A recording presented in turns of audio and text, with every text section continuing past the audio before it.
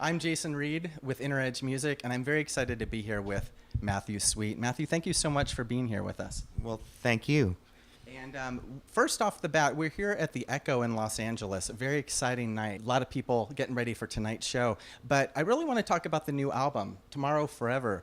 And it came out in June. I've seen a lot of great publicity and articles about the release. But more specifically, I wanted to ask you about the production and the funding for this album, because it was somewhat unique in the sort of back catalog of Mathew Sweet albums.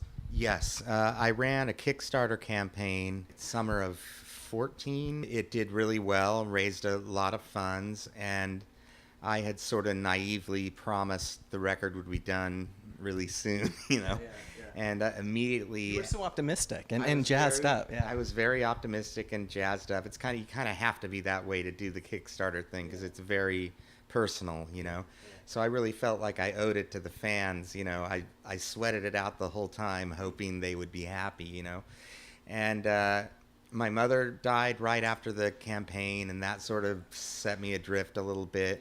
And then that next spring, we really got started on the album.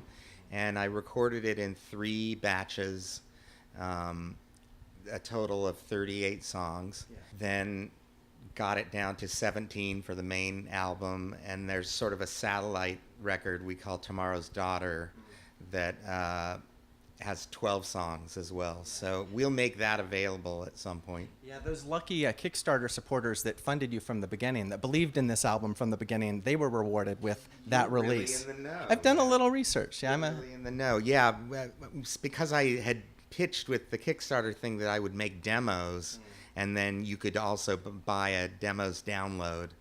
Yeah.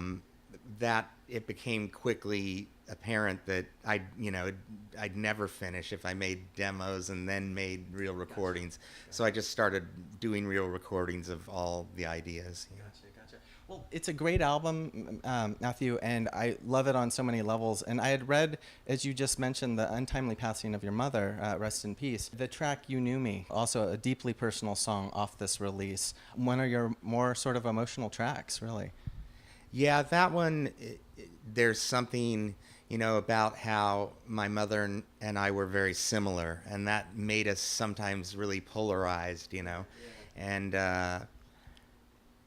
I sort of, it touches on in the lyrics that, we both had the same fears and anxieties kind of, kind of back and forth between us. But I'd never sit down and go, I'm going to write a song about my mother or about something like that, but just in the doing a wide range of kinds of songs, it just sort of comes into it a little bit. And so it's not really blatant, but I'll have times when I'm listening to something, I'll go, this makes me have some sort of feelings, Gotcha. Well, and a lot of critics that love the album are saying that in some ways it's sort of a Mathew Sweet coming full circle, in that there are definitely sounds in the album, the fuzz box, that classic, certain sort of classic Mathew Sweet sounds, but even more contextually, the fact that, you and your wife moving from LA back to Nebraska, and sort of kind of a shift in perspective, that coming back home, so to speak, and that was part of this process with the recording of this album and sort of the greater context there. Yeah, I mean, once I got going, I felt very grounded working in Omaha, and I have a room in my house that's the studio room. It's not really built as a studio, but I've never really had an officially built one. It's always my studio in the house, but it's some room or rooms. But I felt really grounded. I felt like I was starting to remember a little bit more about when I was really young and when I first got into listening to records and playing electric guitar. I was a bass player initially, electric bass, I should say.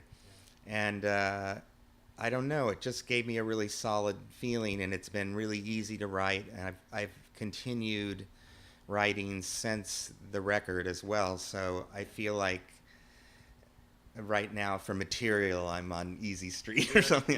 You've got some stuff in the bank. I've got a lot going, Yeah. Well, Matthew, just one more question for you. I know you got to get going to get on stage here in a little bit, but I've always been curious about your influences. In many respects, you're an artist that sort of wears your influences on your sleeve. The Under the Covers album, and various references to Fleetwood Mac and Todd Rundgren and different people that have been inspirations. But I always wanted to ask you more precisely what the very first record or album was that you purchased when you were young, when you were a boy. Can you remember that? I don't know if I remember the very first thing. There are some things I remember. I remember I bought a 45 of the Beatles song Nowhere Man. Okay. I must have heard it on the radio or something, because I don't know how I would have known to buy that one. My family didn't have an album with it on it. We had Revolver and the Help soundtrack, I think, were the ones I saw around. I bought, in about 5th grade, the ELO record with Telephone Line on it. Okay. That's one of the first records I bought, like an album, you know, and I went out and bought it, with your money, so to speak. Yeah, exactly. Okay. And also the album Fragile by Yes. I kind of learned to play bass off of Yes records. I got, they'd done a lot of cool records before that, so when I had that record, I got into whatever older records of theirs were around. And I sort of would listen and by ear learn the bass parts, which were sort of really complex. But I was going to say, because that's prog rock. I mean, you had those riffs that were complex, but it was also really melodic in a nice way, and the bass playing was as well. And so that gave me this sort of technical training of just kind of knowing how to get around. And then, punk new wave invasion happened, and everything was eighth notes and stuff, and that was cool too. Yeah, definitely. Well, one last plug for Mathew on tour. You have quite a few tour dates. The tour is rolling, the next leg of the tour. And for folks out there that are watching that might want to come check out Mathew, any sort of enticements there? Got some new material and some classics too. Yes, we play lots of oldies, but we also are playing quite a few new songs, and audiences seem to really be into that. So we've been having fun shows. It's kind of always good, so come on out. It's always good. I can't think of a better phrase to use when describing the wonderful music of this man next to me. Well, I would never make such a claim, but it kind of fell out awkwardly. But I can, so I did. So thank you, Mathew, for your time, man. It was a real honor, and I wish you all the best with the tour. Thank you. Thanks for the support.